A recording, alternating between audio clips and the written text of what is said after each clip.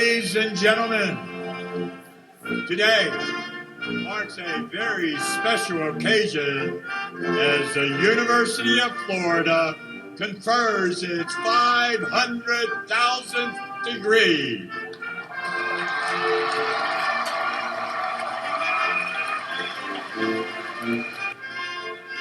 Representing our half-millionth degree is from Orlando, Florida, marketing major and Machen, Florida Opportunity Scholar, Christian Antonio Pugh.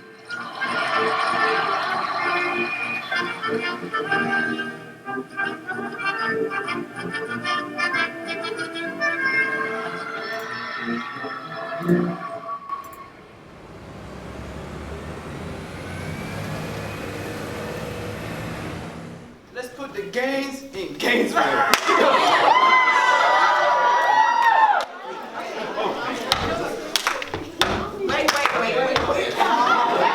Wait. 7, 8. Resilient. I know you're feeling it. Touch the ceiling. Kids are brilliant. We are resilient. I know you're feeling it. Touch the ceiling. Kids are brilliant.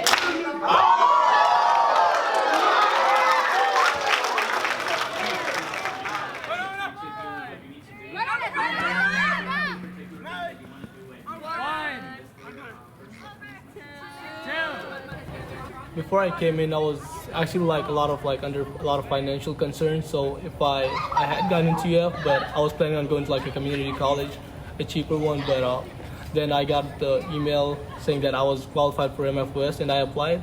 I didn't think I was gonna get it, but I did get in, and then that was the best thing that happened. No, UF was my dream school. For me, it's a miracle that I got in. I applied only to 2 schools, FSU and UF, and I got accepted to both. I'm just really happy to be here. UF is my dream school, and there's nowhere else I'd want to be.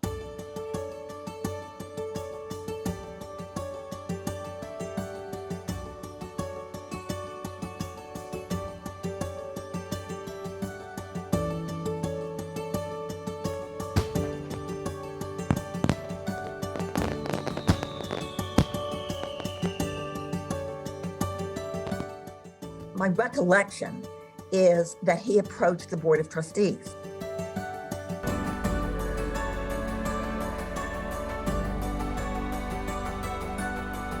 I was on the board that hired Bernie back in 2003. He became our president in January 2004. And when we came in 2004, I wanted to take a look at the total diversity of our student body. And we were not happy really with the breakout in terms of socioeconomics as well as race and ethnicity. Lo and behold, when I looked at the admissions data, we were admitting hundreds of students who were much more diverse than the students who were enrolling. There were a significant number of people accepted to the university who couldn't afford to come here. And they were the kinds of young people we wanted here. So we went back to the drawing board and said, what can we do? And that was the real genesis for this scholarship. When it started off, it was strictly a financial aid program. And it was run out of the financial aid office. From the very beginning, it was recognized that simply giving out money is not really going to help the students to be successful. That it has to be definitely to meet that financial need that students have, but also it needs to have these wraparound support services so that these students can be successful. This isn't just a financial aid thing. This is much bigger than financial aid. And so I represented the Dean of Students office on our founding committee that at the time, Karen Folks, who was the director of Student Financial Affairs, which was in Student Affairs, she led the MFOS FOS committee. Student Affairs needs to have a hand in this, and that's where Leslie began. And so I was part of the program from the beginning. We had like a credit and budgeting course that we had the students have to go to. We had them do career resource type workshops. We did, application workshops. Now, when we started the program, we said, we will only take scholars who are the first in their family to go to college. And this was actually Jeb Bush's idea. At least I know in Florida and many other states, you cannot have a program that is labeled as an affirmative action program. What the Machen Florida Opportunity Scholars Program did was allow us through the first generation criteria, the low income, the economic condition income. And today it's not an affirmative action program, but the results are that we have a tremendously diverse population within that program. And to be honest with you, I really never thought about first gen students until Dr. Machen had this wonderful vision of enhancing UF through the diversity that comes with a program that embraces and invites the brilliant kids out there that don't have the financial means to attend UF. When did Bernie first approach you about this idea about helping first generation college students, and what was your initial reaction, if you could remember? Yeah, my initial reaction was hell yes. Not just yes, hell yes. And in the world we're moving towards, it's a requirement to make sure that we're equipping the next generation with the skills to be able to rise. So to have a society where everybody has the chance to rise up, you need to tear down the barriers to make sure that they can. And education is probably the most important one. There are many others, but that's certainly the most important in my mind. And I was afraid for a while to identify these students for fear that they would feel that they were stigmatized as low-income people and might not feel comfortable. But what happened was there were so many of them, they bonded with each other. But I think that made the program a success. So I think, our students that we've served always through this program have always had the grit, the determination, the resilience, the educational credentials in order to be successful here. Access and scholarship without the support mechanisms and the infrastructure and the people to really, I think, invest in the individuals that are beneficiaries of the scholarship. I think that's almost an empty promise. And so I think one of the things that UF did really well from the beginning is realize it's more than just the scholarship. The scholarship is a huge support and incredible piece in order to remove that financial barrier. But if we don't have the people in place and the peer mentoring and the financial literacy and all these other, intentional outreach and support elements, the return on investment, frankly, of this program in the form of the scholarship is not going to be as great as it can be.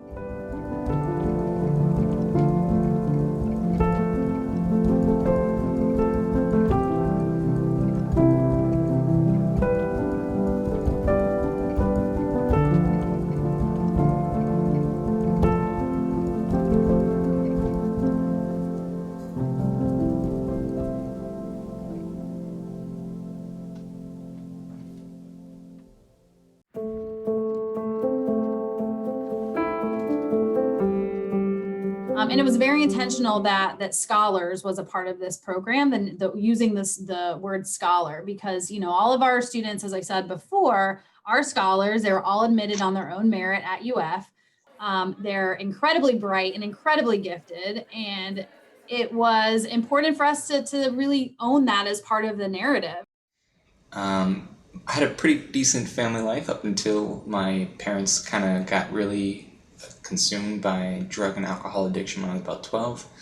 They divorced, really messy, painful, terrible experience. And they bickered a lot after that. So it put a lot of tension on me and my younger brother, who is my only other sibling. Neither of my parents ever went to college. My mom was practically illiterate. My dad, after the divorce, was pretty absent from our lives. And his only experience was really with mechanics, hence how I got the name Shelby, which was after her car. So from there, I kind of just disengaged from my whole family life and got wrapped up in my studies. Really wanted to fill my head with just knowledge and just always loved to learn. Well, we had one student at the very beginning, a young woman, and I used to tell her she was our guinea pig because she was really one of the very first that we got to know. She was in the rollout of the whole thing. And when I heard her story, I just couldn't believe it. I get sorry. But when she told me what had happened and her childhood and her growing up, I said, how are you standing here? How did you get here? And she said that there were people when she was growing up that told her she was smart. They told her she was good. They told her she could do anything she wanted. And she said those people have no idea how it affected her. This was years ago when we first started. And she's gone on. I think she went to graduate school. So many of these kids go on and get other degrees and masters. They're all over the world. They're all over the country. But she was our first one. It's very dysfunctional. I used to take care of my little brother and my little sister because my mom, she worked the whole day. She would leave the house like at 4 a.m. in the morning and she would come back around midnight.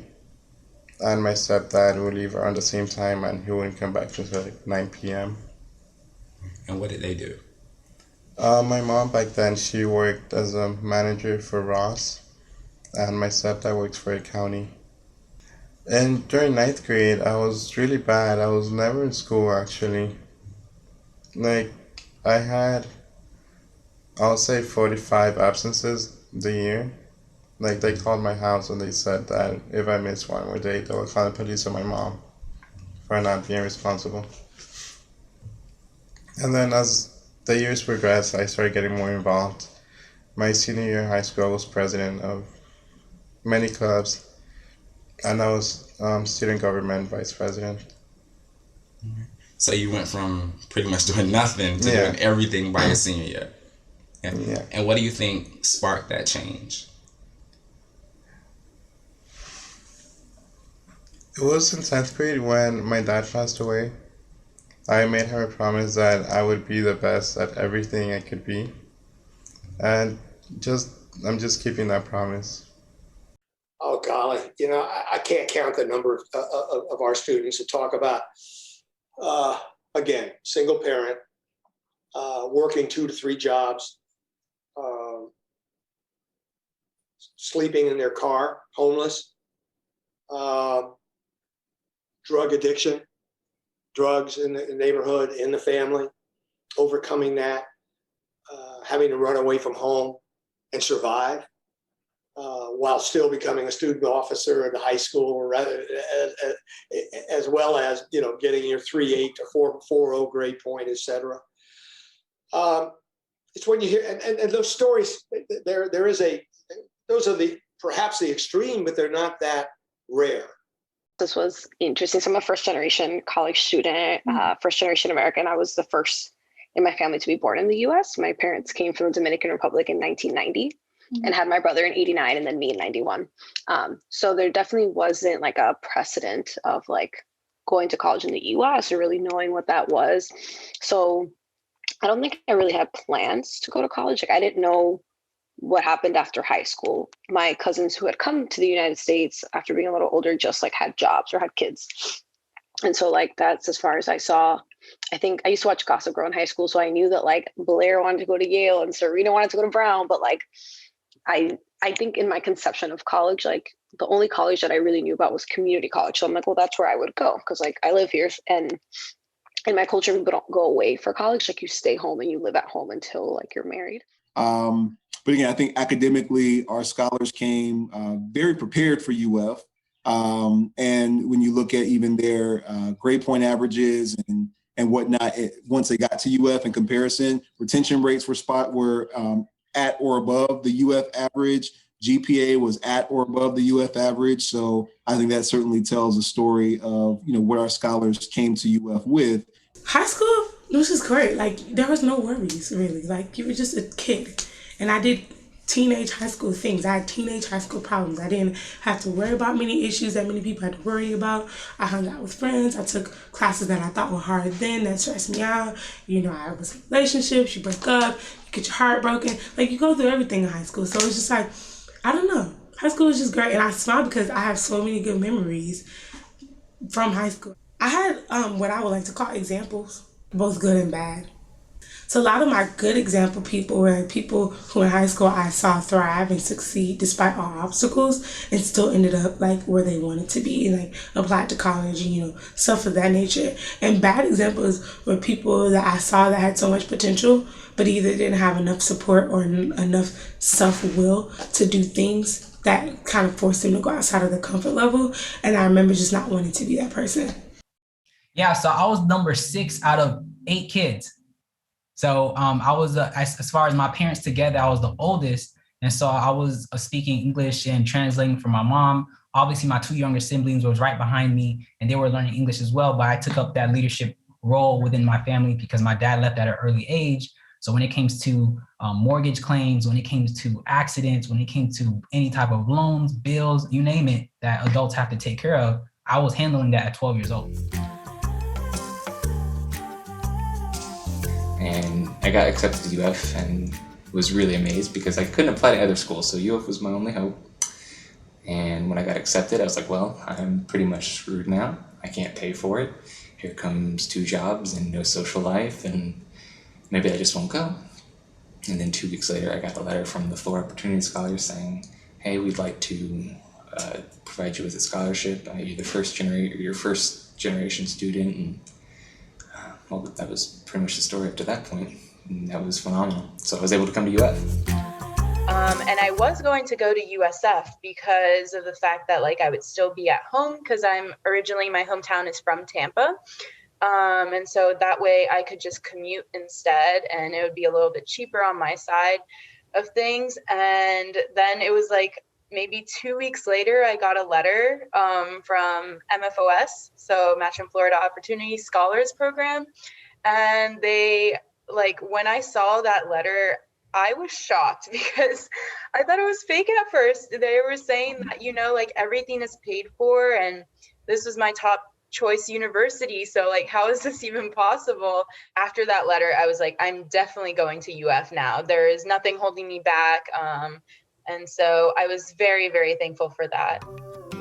Is this a scholarship? Is this just a program? What do I have to do for this?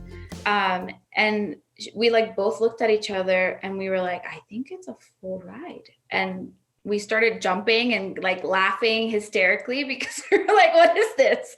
Is this fake? It was a day that I can't even explain. To this day, it's something that I go back to, and just every little celebration in my life really started. I mean, it started before, right? But that really was kind of the key point of oh my gosh, I can afford college. UF, it's a flagship, and I was like, I don't know what that means. Yeah. So I went, I liked it, and I was like, well, that's my first choice. I'm going to apply, and if I get in, that's where I'm going to go. And I ended up getting into all the Florida schools. So I got into UF, and I was like, yeah, I'm going to go there. And I remember the weekend I found out I got in, it's lit. I'm going to go here, and apparently, because I didn't know how I was going to pay for it. I did my part in applying, but my parents, when I got serious, my parents kind of sat me down. They're like, hey, we can't pay for this, so I don't know what you're going to do. And I was like, don't worry about it. I'll figure it out. Not having any actual plan in mind. Because I also didn't know about all the scholarships you could apply for. So FOS just kind of fell in my lap and was perfect. Yeah. And to me, that's what I take from these kids. I just constantly see people who've achieved against really a lot of difficult odds. It's been easy to throw in the towel from time to time. And these kids don't have that attitude. They don't let those things happen. It reassures me that the future is bright.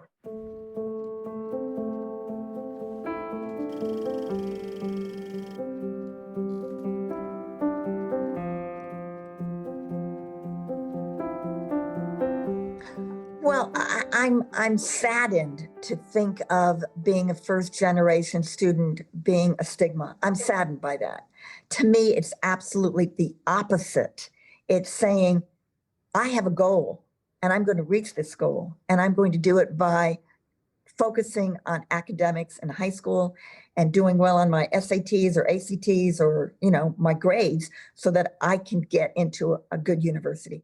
I know coming into college, I was like, oh, I have a first generational scholarship because my parents don't have a bachelor's degree or a 4-year degree equivalent. And I knew what it meant more on a definition level. But as far as the identity goes, I don't think I really grasped the importance until I got around other first generational students. That was other students in the MFOS program, as well as I started getting involved on campus, I started meeting other people who were first generational students. And it was just really encouraging, like, hey, there's a community of us. And there you can see like the sense of excitement and not so much a sense of shame. But when you get into that community, it's an exciting thing. It's like, hey, we're in this together. And like we have so much potential to do whatever we want with our education. And I think there's a lot of energy behind that community. And it's really exciting to be a part of. But the thing that was really tough for me or on my brain was can you actually do this? I didn't have any examples of anyone in my family that went to college. I really felt like I was out there alone in the sense that, hey, you can't really ask anyone back home for suggestions on how to handle different challenges at class. Another piece of my personal story is that my siblings were all high school dropouts. And so when I was a senior, I watched my younger brother drop out in the 10th grade of my same high school that I was the senior class president of. So it was a little weird because I felt like there was a lot of pressure on me. And with those classes and with no one having done it, I showed up to UF very concerned that I was actually not what everyone thought I was. I wasn't going to make it. Maybe I was just a bunch of talk, and maybe my school was just easy, and so I wouldn't make it here because these are the smartest people all into one room, all on one campus. So I did have those feelings, and I had to face them and overcome them. And when but I think the first generation identity question, that one I think hits the hardest. In my PhD classes now, like it's crazy. It's just crazy how you just kind of question, like, why am I here? These people are talking like they really know what they're talking about. But the more, it's something I'm still working through as I kind of go through the process. But I think I've definitely become much more confident in my abilities and my skills. I'm a work in progress. I'm not there yet. But I think about when I first started my PhD program in 2008, and I wouldn't even speak in class, to now where I'm like, I'm not afraid to disagree with the professor. I knew that I was here. I knew that I was smart enough to get in, but there was this imposter syndrome of like, I remember showing up to my first day of class and seeing all these people who just knew what they were doing. And in reality, they probably didn't, but it looks like it. And I remember I called you crying when I failed my first exam. And I think what I figured out after a long time was that I am multifaceted, and I can exist, and I can be a student, I can be a good family member. Part of it going back to her saying, we just want you to be happy. There was never this typical pull of, you need to come home, like, you haven't been home in a while, what are you doing? Which I think set me up so much for success. You have to be all in. Because what you're talking about is kind of like, we call it like camp syndrome, where you come here, you're only here for 5 days, you go home, you come back. You never get invested. But looking back at it now, I was definitely lost. And like, I wish I knew what I know now. And like, it's so crazy because it was only 4 years ago, but I knew so little 4 years ago. And even though, I don't know, I just feel like it was available online, I just didn't even know how to look it up or how to look up those resources. Well, maybe I was even distracted with other things going on. I mean, I was very young. I always say it, I would choose UF 200 times if I could. It was just a little difficult for me to like, you know, basically guide myself around it. I think a lot of times for first generational students, we have that pressure to become what our families want us to become, but somewhere during that journey, I came into discovering what it is that I wanted to become, and I knew that pre-med was something that was not the pathway for my life that I wanted to take at that time. You know, I really wanted to be a business major because that's what interested me.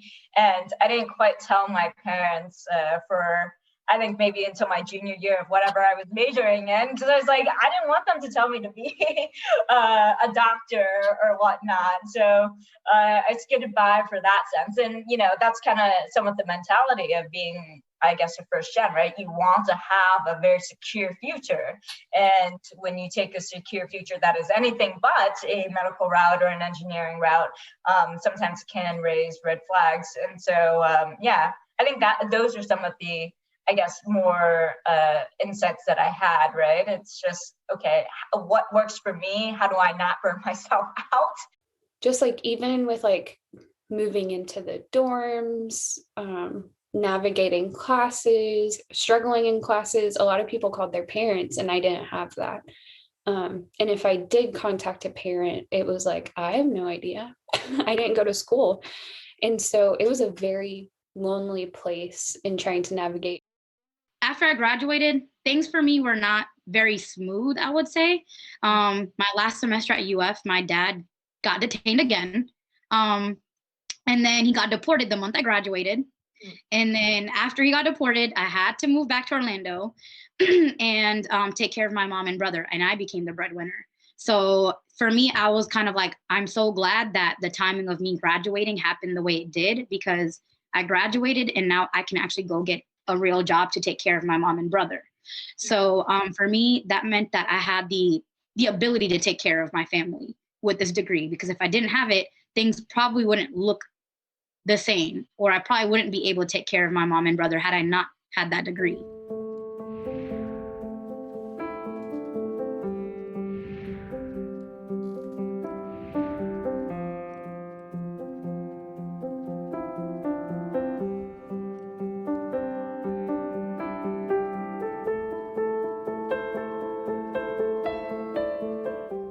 I wouldn't have been able to be involved in some of the academic or extracurriculars I was involved in. The University of Florida, I was heavily involved at rec sports, the recreation center on campus. I actually worked there part-time, but the job wasn't like a requirement for me. It was something I was glad to be a part of. It was a family that I had there. And I was also involved in different honors societies, and I was actually a peer mentor for MFOS. So all those things that contribute, you know, I look back at my undergraduate, I had a lot of free time. I filled that free time with a ton of things that I loved doing, that were passions of mine, being a youth leader at a local church. I wouldn't have had time for those things if it wasn't for Take Stock in Children and Machen Florida Opportunity Scholarship programs. Who knows where I'd be, honestly. It can be all over the place. When I walked across that graduation stage, it was like my family and it was MFOS that got me there. That is, all of the credit goes to MFOS because of how it's structured and how much it meant to have someone on campus know my name and know that I mattered and that they were going to help me navigate this very confusing life. Definitely never let me get lost at all. And since the get-go, they've always sat down with me. They've had checkups with me, even with the whole mentor-mentee program that they have going on. Like, it's a very community and like success oriented. Like, it's not just like we're giving you money and like shut up, you know, like it's like, no, we're giving you money and we're providing you like a backbone into like making your college experience what it is. A strong connection to MFOS and UF, much more than Cornell. Just because it was so foundational for me. That really, were I not to have had that foundation, I think everything else that happened after undergrad would have looked very differently in my life. I think the coolest part about it was because, you know, you thought about, okay, it pays for my school, and it helps for me to like live and eat and all these things. But it didn't only do that, right? It gave you that mentor, something that I went into as well after, because I thought that was nice, having just that person of contact to be like, look, I'm lost, like, help, who do I ask? And then having those financial classes and just knowing that, at any point you could go and you could email Leslie, like she was always so like available. And so I think it just provided such a good start for a place that I was very scared of. A lot of people say, oh, Stephanie, you're so outgoing. I really struggled the first 2 years, not because MFOS wasn't awesome, because it was, but it was just because I was trying to find myself in this big school. How has the Florida Opportunity Scholars Program helped you out? Tremendously. I actually wouldn't have, my family doesn't have, my grandparents raised me, and they don't have the funds or the financial helping for me, so I actually would have loans, or not sure if I'd be able to come here without FOS. It's a pretty big deal. Do you think the FOS is mainly for, like, in your experience, was it mainly for minority students or all students? I think it's for all students, but if you look at it, you think minority students really need it the most or benefits from it the most. Because, like I say, not a lot of our parents could afford 4 years of college to pay for kids. So I think minority definitely benefit from it the most, but it's for everyone. I took a FOS class. We had everyone in there from all types of different cultures and background. And that's my next question. So is there special classes you have to take in order to maintain your scholarship? Yes, took first year Florida, the FOS program. We met other FOS students from different places. So that was a great thing, to actually know people your first semester who's basically here the same reason you here and trying to achieve the same things in life. And it was all possible because of the FOS program. Most first generation students don't have the resources, but the fact that they even qualify or tried hard enough to be here kind of shows like they have that determination to be something, and they just need someone to believe in them. And I really believe that MFOS does that. And so I think it's just like first generation students, I never realized like how many of them there are and how many don't get that opportunity. And it's like the people who are going to make the most change in this world, working with just others, because they have like so many understand that you're on this journey, they want to make change rather than they want to do something, but yet they don't have that opportunity against one another. And MFOS I think the program itself has like tells you that, and they have so many ways that I can't even wrap my head around it. I just know that my college experience would be so different if I wasn't a part of it. So when I came in, being first generation, it's very difficult. You have to it's part of your identity. And you have to kind of make a name for yourself, go through college without any background in it. You don't have the help that some people do have from their family.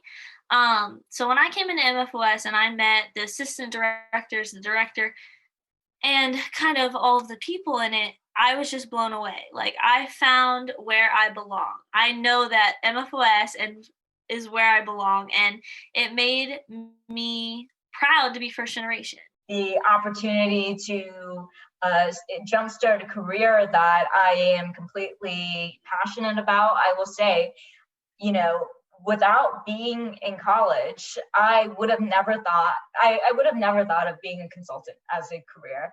I remember that it only came across because I had an administrator, Horace Tucker, and I was in his office, and he asked, have you ever thought about being a consultant? You would probably make a decent consultant. And at that point in time, I'd never thought about it. I wanted to maybe be a stockbroker or an investment banker, because that's what you hear, right?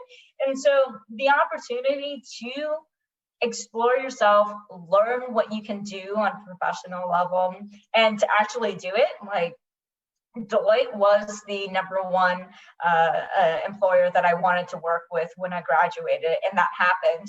And so I am extremely, extremely fortunate and grateful to have been able to be a part of this college experience because of all the opportunity.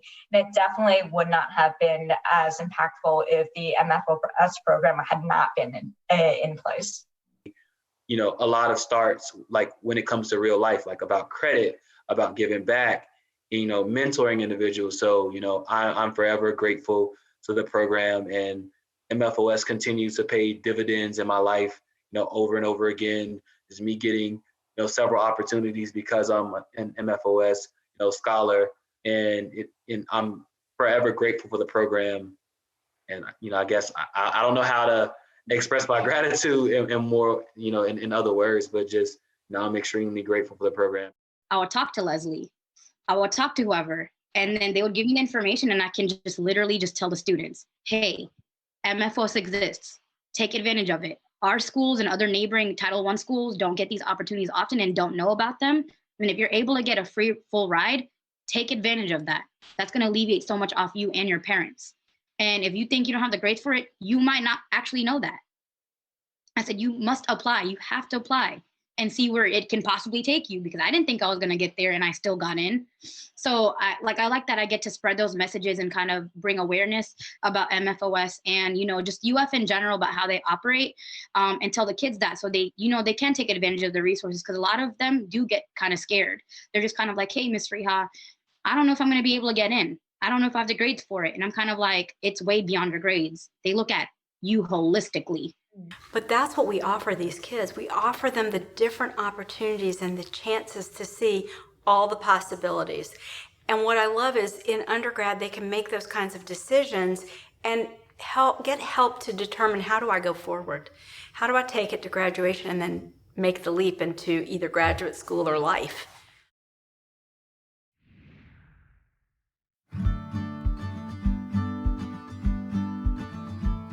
Yeah, and one other thing is that these kids, when they go home, their brothers and sisters, they say, what do you get, how are you doing in school? And big incentive. So, I mean, it keeps going through that whole family. And some of them, I think when they go back, their group of friends and people that they were with, it's hard because they have this whole new life.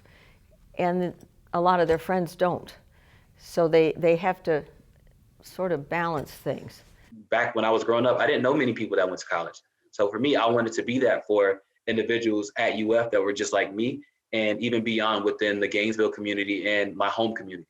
So like to really mentor individuals and use my story to kind of bring awareness that we're not all monolithic. We all don't come from, you know, extremely successful family or backgrounds. Like some of us have more checkered paths that are no fault of our own. You know, we're just kids, and bringing awareness and bringing light to that, and also inspiring those individuals to know that you can be whatever you want to be. It doesn't always have to be, you know, where it's not about how you start, it's about how you finish. And I wanted to be that beacon of light for others. I've always said it, you know, a dream without a plan is just a wish, right? And so I believe that MFOS was just another piece to the plan of having a better life than just where I was living at.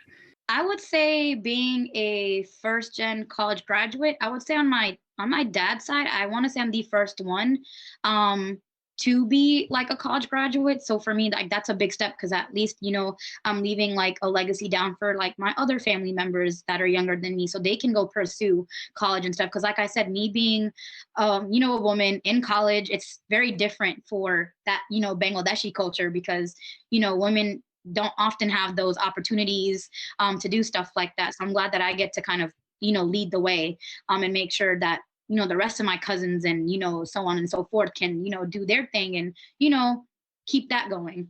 And fortunately for my younger two siblings, they end up going to college as well because they saw the excitement, they saw the possibilities. We were able to dream a little bit bigger, right? And so I think conviction is something big. So if people see you're excited, they're inspired by you. They want that for themselves as well, because humans are always in search of meaning. Do you think your siblings now look up to you because you're at college?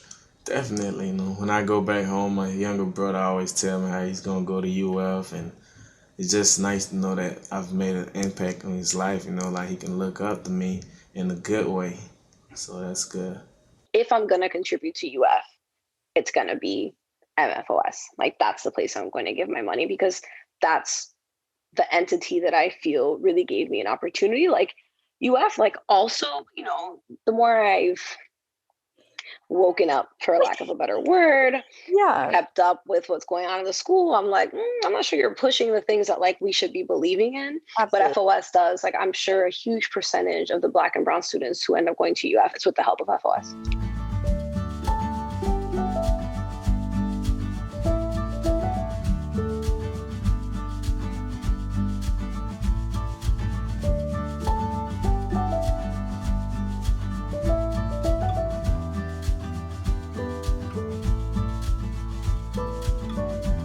Well, I think if you look at the numbers and the statistics of MFOS, it's highly diverse, right? We have a high number of people of color, of different ethnicity, different race, color, background. So that in and of itself supports the overarching goal of University of Florida of having DEI and having that as one of our, forefront goals, if you will. Having this first gen program certainly helps in the diversity of our university. And I think it also opens our eyes. And I think it helps us become more compassionate, more understanding, more embracing, because we may just be looking at our own situation and not realizing how difficult it is for others. But when we think about what it means for our current students and what it means for this larger narrative around UF not being as welcoming of a place for Black students or students of color or first generation students, the MFOS program is absolutely interrupting that notion that students can't come here and be successful. Those students who have come from adversity, I really feel like they provide a very different experience and a different way of thinking about things than what you see from families with generational success and wealth or whatnot.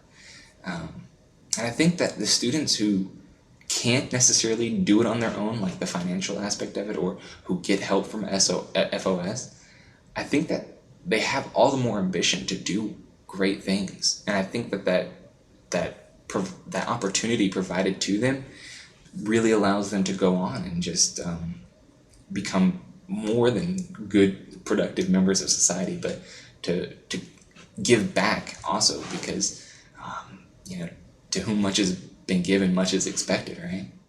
Families, and they don't get the scholarship.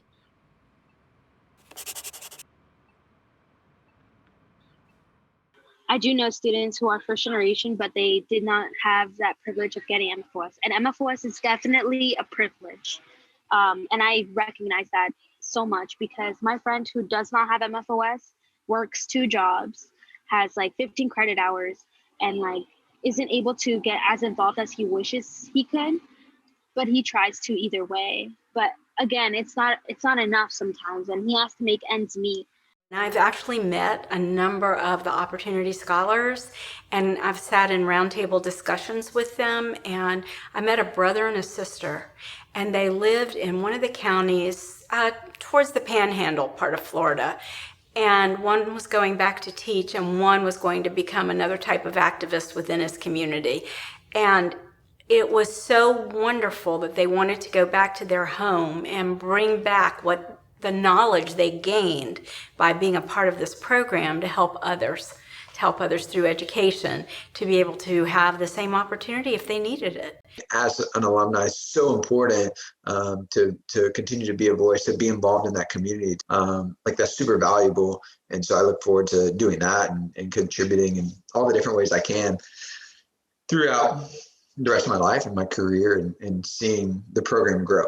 I've seen so many scholars tell their story, and not from a place of woe is me, not from a place of pity, but from a place of here's my story. I own it. I'm empowered by it. I tell it proudly. The struggles and the successes, And this is what it means to be first generation. This is what it means to be a first generation college student, first gen college graduate. And the students have the most powerful stories. Like, I would love to hear one day that, hey, every first generational college student that is accepted to the University of Florida is able to enter the Machen Florida Opportunity Scholarship Program. Because as we achieve national awards, if you will, that then feeds back into the university saying this is a critical program. I think we are in an era in our country and our society where diversity is critical, where opportunity is critical, where education is mandatory. So I think that kind of, we're on the right side of history on this one. What I saw with the Opportunity Scholars Program was that you created a community that was embedded in the university. It wasn't isolated. It was really an integral part of the university. You had the president of the university saying this is a high priority, which was huge. There was a nurturing effect of the building of this community. And the most gratifying part must be that the graduates that benefited from this are now making disproportionately higher donations back to the contributions back to the university. That's living proof that this policy is phenomenally important. The Opportunity Scholars, when you ask them at dinner, what do they want to do? They say they want to give back. They don't understand they can give back right this second. And that's by being successful. And you define that success. So that success can be defined by money, or could be defined by passion for what you do, or could be defined for the number of people you impact. You define it however you want. And when they see you, part of what they're seeing is Machen Florida Opportunity Scholar. To be productive in this environment and to move forward in life and be a part of a career, you're going to need to be working with others, and you need to understand that you're on this journey together rather than alone. You're not competing against one another. And I think the program itself tells you that, and they have those resources to tell you if you need us, we're here. Every day it's a challenge, every day it's hard, but I think resilience is key. And MFOS has taught me that, if you have a dream, you can accomplish it, and they will try to provide you as many resources as they can to help you along your journey. So I would say that resilience would sum up my experience as an MFOS scholar and first generation college student. Sorry, can you hear my son? Don't worry about it. One of the things we've been talking about recently is what are we going to do for his college and saving for that. And I don't know, it just made me think I know that, he's not going to be a first generation college student. And that's already going to mean that his experience is going to be so different than mine. And I'm glad for that. I'm glad that, God willing, he'll never need a scholarship like MFOS, because hopefully we're able to break that cycle and, just started a whole new pattern for his future.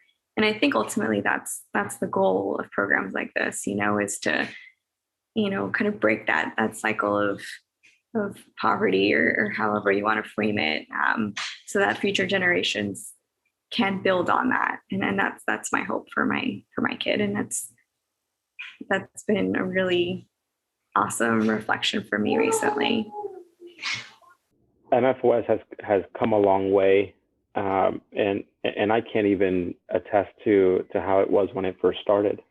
But it's come a long way from when I first stepped on campus to today, and I think that it's important to recognize that it's due to the folks that are leading the program, but it's also due to the folks that are outside of the program that are recognizing how important it is, and that it's important for the university to recognize that, hey, we can contribute more to this, or we can do a better job at amplifying the effects of this program.